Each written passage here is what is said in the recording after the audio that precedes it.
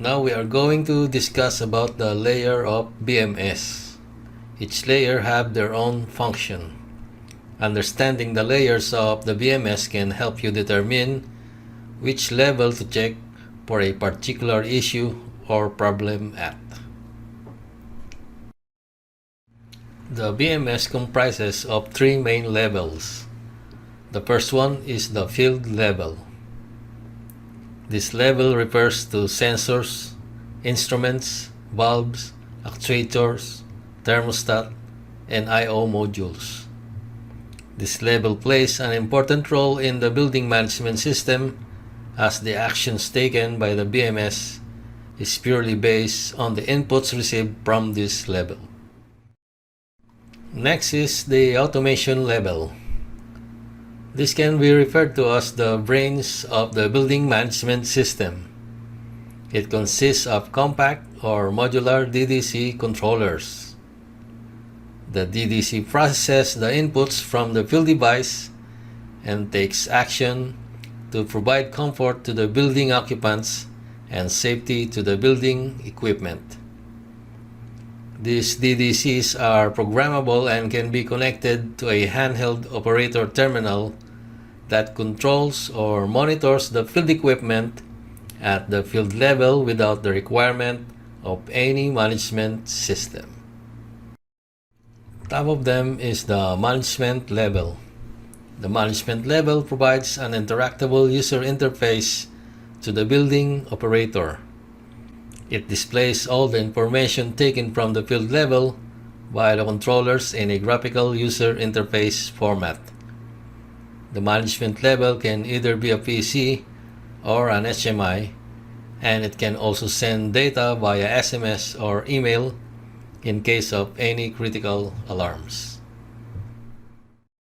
So those are the three BMS layers: field, automation, and management.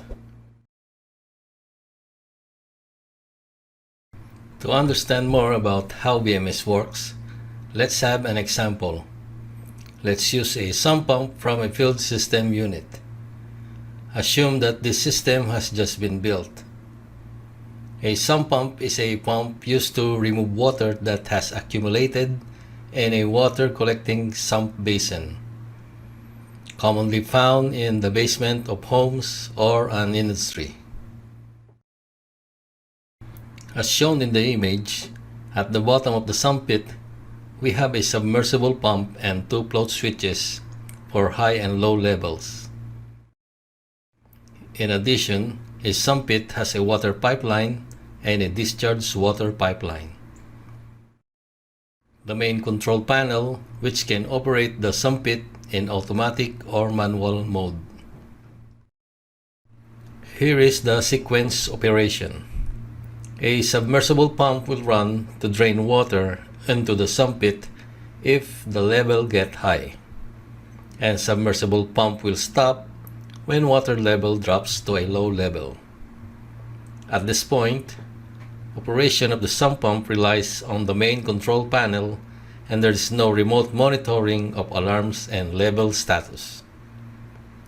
So in order to connect it to BMS, we need to add a controller or a data gathering panel known as DGP.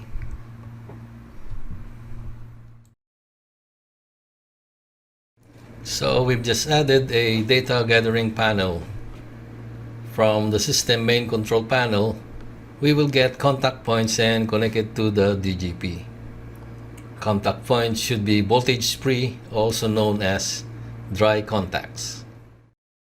Now we will take the low and high level dry contact from the MCP, and it will be our low and high level status. The fact that it switches between 1 and 0 means that this will be a digital input. Anytime the DGP receives a high or low level status, a digital output is sent back to the MCP, giving the submersible pump a command to start or to stop. So from DGP, it will send a digital output to run or to stop the submersible pump. As we discussed earlier, The controller logic program will enable that sort of operation. And from the MCP, it will send another digital input signal to the DGP to indicate whether the submersible pump is running or not. All data exchanging by MCP and DGP will be sent to BMS workstation. This is how BMS works, which has the advantage of preventing operation from being halted by unattended alarms. As a result, the field system is remote and fully automated.